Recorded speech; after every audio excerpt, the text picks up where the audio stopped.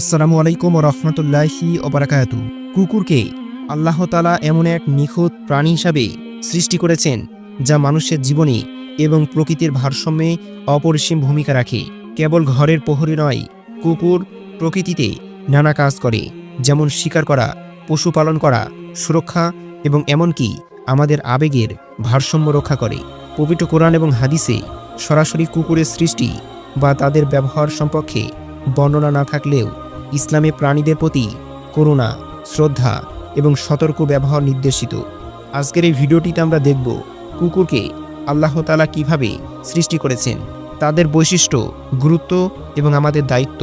পবিত্র কোরআনের আলোকিত দৃষ্টিতে আল্লাহ তাআলা সকল প্রাণীকে নিখুঁতভাবে সৃষ্টি করেছেন।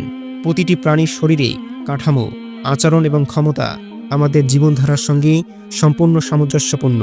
কুকুরের শারীরিক গঠন, গন্ধ শনাক্ত করার অসাধারণ ক্ষমতা, রাতের অন্ধকারে দৃষ্টি এবং মানুষের সাথে মানিয়ে নেওয়ার দক্ষতা সবই আল্লাহর মহিমা প্রতিফলিত করে। হাদিস এসেছে, প্রতিটি প্রাণী আল্লাহর উপর নির্ভরশীল এবং মানুষের জন্য শিক্ষা বহন করে।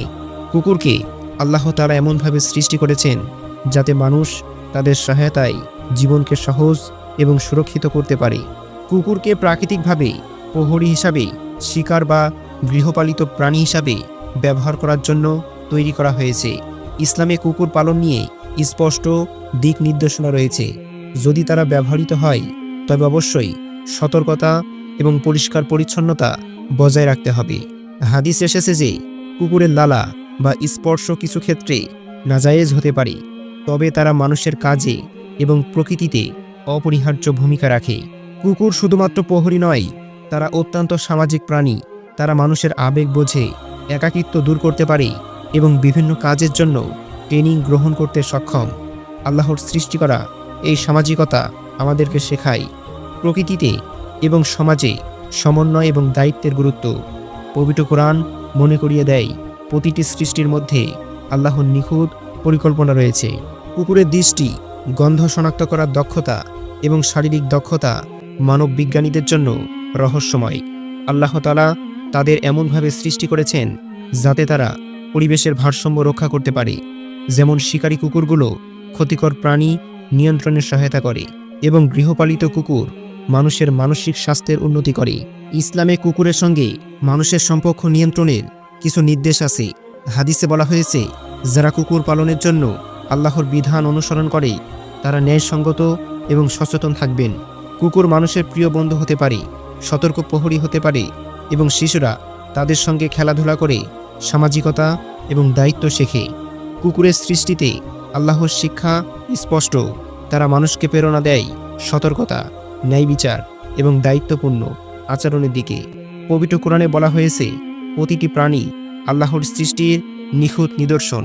কুকুরের জীবনচক্র, প্রযোজন, আচরণ সবই মানুষের শিক্ষা এবং প্রকৃতির ভারসাম্যের প্রতিফলন। কুকুর পালন করলে আমাদের অবশ্যই সচেতন হতে হবে। পরিষ্কার পরিচ্ছন্নতা বজায় রাখা, তাদের স্বাস্থ্য দেখাশোনা করা এবং হাদিস অনুযায়ী ব্যবহার করা অত্যন্ত গুরুত্বপূর্ণ। আল্লাহ তাআলা তাদের এমনভাবে সৃষ্টি করেছেন যে তারা মানুষের জীবনে সুরক্ষা এবং সহায়তা অবিচ্ছেদ্য অংশ। কুকুর আমাদেরকে শেখায় সহানুভূতি, সতর্কতা এবং দায়িত্বশীলতা। তাদের আচরণ পর্যবেক্ষণ করে আমরা বুঝতে পারি প্রকৃতির প্রতি শ্রদ্ধা এবং ন্যায় বিচারের গুরুত্ব হাদিসে উল্লেখ আছে। প্রাণীর প্রতি দয়া করা আল্লাহর নিকট প্রিয়। আল্লাহ তাআলা তাদের এমনভাবে সৃষ্টি করেছেন যাতে তারা মানুষের জীবনে নৈতিক, সামাজিক এবং প্রাকৃতিক শিক্ষার উৎস হয়ে ওঠে। যদি কোরআনে সরাসরি কুকুরের সৃষ্টি নিয়ে বিশদভাবে আলোচনা করে না, তবে ইসলাম প্রতিটি প্রাণীকে আল্লাহর নিখুঁত সৃষ্টি হিসাবে স্বীকৃতি দেয়। হাদিসে কুকুরকে নিরাপত্তা, শিকার এবং সহায়ক হিসাবে বিবেচনা করা হয়েছে।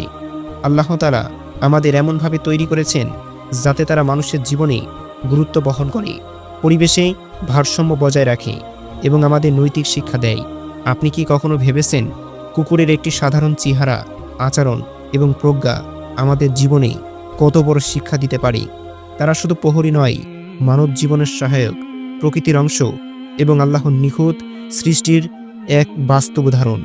আজকের এই ভিডিওটিতে আমরা দেখলাম কুকুরকে আল্লাহ তাআলা কিভাবে সৃষ্টি করেছেন এবং আমাদের জীবনে তাদের গুরুত্ব কী। এখন প্রশ্ন হলো, আপনি কি প্রকৃতির এই নিখুঁত সৃষ্টি এবং আল্লাহর শিক্ষা থেকে যথাযথ শিক্ষা নিচ্ছেন? এই চ্যালেঞ্জই হলো আমাদের চিন্তার খোরাক।